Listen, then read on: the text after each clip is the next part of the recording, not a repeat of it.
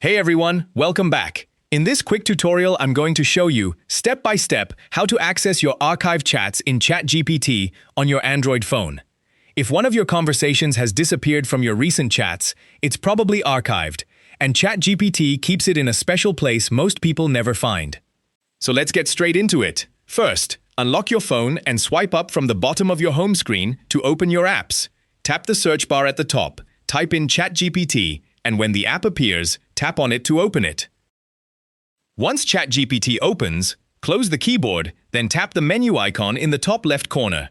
This opens your sidebar, and under Recents, you'll see all your conversations.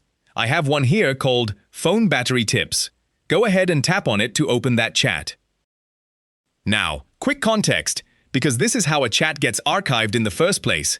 Tap the three dots in the top right corner. You'll see options like Share, Pin, and Archive. Tap Archive and confirm it.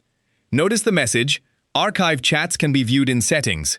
Now open the sidebar again, and look, the chat is gone from your Recents.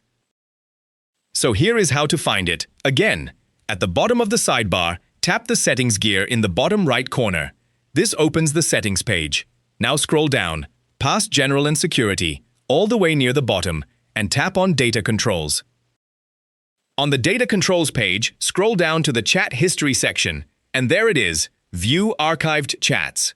Tap on it, and you'll see every chat you've ever archived, including our phone battery tips. To bring one back, tap the chat and choose Unarchive. And just like that, the list is empty, because the chat is back in your Recents.